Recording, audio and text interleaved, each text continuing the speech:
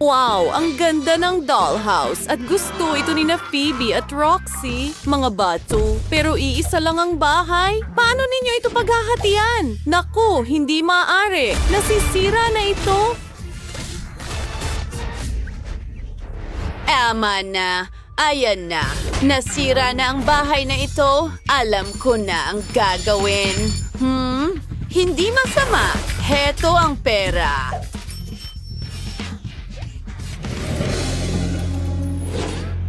Ano? Gagawa rin ako ng bahay. Nakahanap ako ng perpektong kahon sa basura.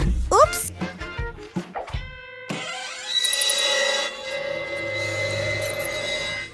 Isang daga. Saan ito nanggaling? Ang ganda. Natatakot mo ito, Phoebe? Ang lambot. Aalagaan kita. Pero sa ngayon, kailangan mong umalis dahil natatakot si Phoebe.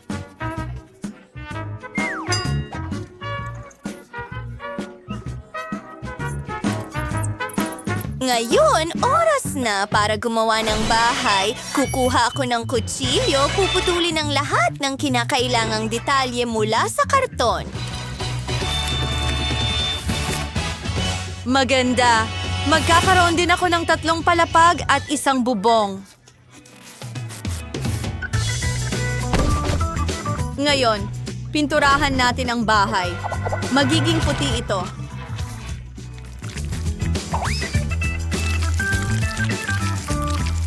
Magandang kulay. Talagang gusto ko ito. Susunod na sa bubong.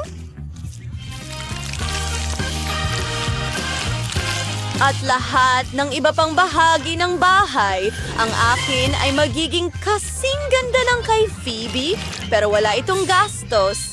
Sam, halika sa akin. Pinturahan mo ang bahay ko ng kulay rosas. Tingnan natin. Oh, anong kaya ay ang kulay? Ang ganda. Eksakto kung ano ang gusto ko. Saktong-sakto. Heto ang pere. Ngayon, magdagdag tayo ng magagandang frame ng bintana. Isang gintong bubong at isang corona sa gitna ng bahay. Gusto ko ito! Wow! Phoebe, kumikinang ang iyong bahay. Gusto ko rin gumawa ng magandang harapan ng bahay.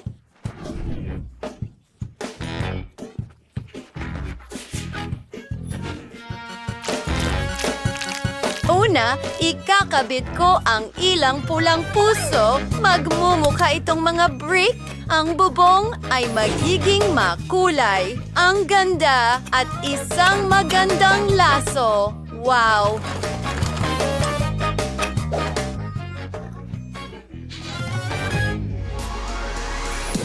Ang maganda at mayamang Barbie ko ay titira sa bahay na ito. Wow! Tingnan mo! Magiging masaya ito!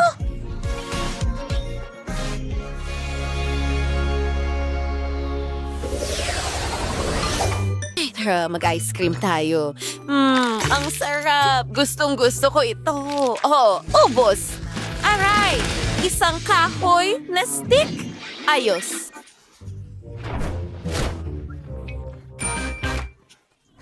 Kakailanganin ko ito. Magdagdag tayo ng ilang kulay. Ikakabit ko ito sa aking karton. Woo! May rainbow na sahig tayo.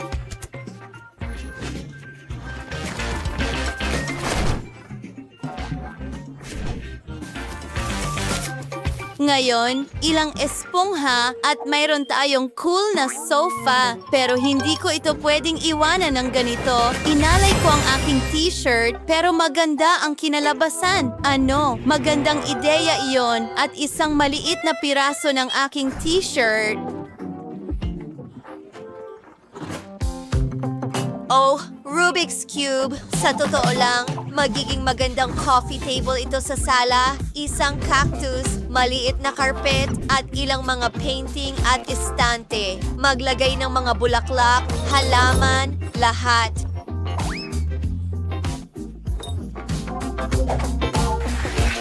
Mukha na itong napaka-komportable. Ngayon, pinipinturahan ng mga dingding.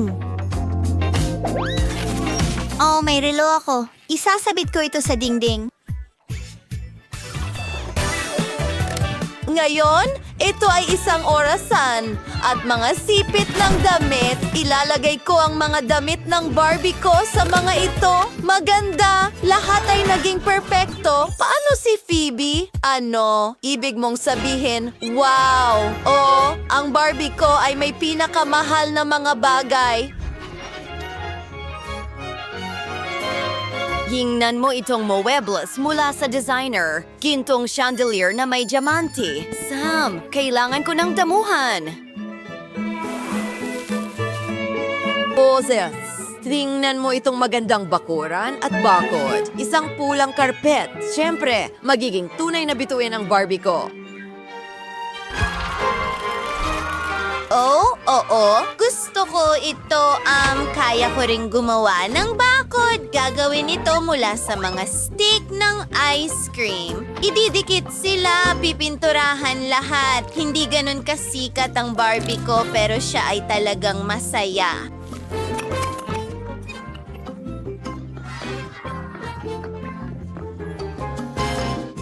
Kahirapan.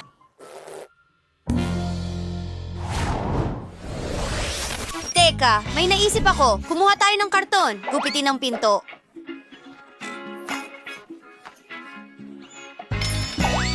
Ilalagay ito sa gitna ng kwarto. Hahatiin natin ito. Pipinturahan ang isang kalahati ng kwarto ng dilaw at ang isa naman ay pink at asul. Tapos na.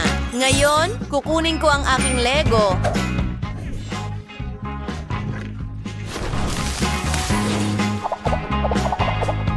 Hulaan mo kung ano ang ginagawa ko. 3, 2, 1. Isang bathtub. Gumana ito. Naglalagay ng ilang mga pato. At isang poster na may pato. Isang inidoro. At may hawak na papel si Lego Man. Isang washing machine. Isang basket ng labahan. May sarili ng banyo si Barbie ko ngayon. Mag-isip tayo ng para sa ikalawang bahagi ng kwarto. Alam ko na, kailangan ko ng dyaryo, gupitin ng magagandang larawan at litrato. Idinidikit ito sa mga dingding. Magsimula na tayo. Naglalatag ng malambot na carpet. Naglalagay ng kama at isang mesa sa tabi ng kama. Kailangan natin ng ilang estansya. Bakit hindi rin gumawa ng balkonahe? Ang ganda nito!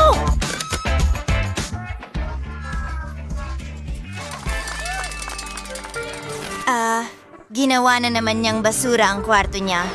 Ang Barbie ko ay may mamahaling mga bagay. Pero may mas magandang ideya ako. Paano kung may slide papunta sa pool? Magigising siya at agad na mag-slide doon. Ang galing talaga. Isa akong henyo.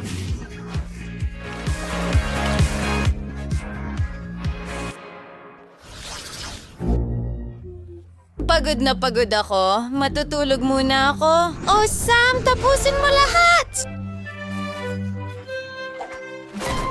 Siyempre, Miss Feyobe, magkakaroon ng silid-tulugan sa ikatlong palapag. Aba, hindi masama. Pumunta na tayo sa ikatlong palapag. Ang saya at masaya. Magkakaroon ng party room dito at isang DJ. Wow! Mag-enjoy tayo! Mahilig sumayaw ang Barbie ko.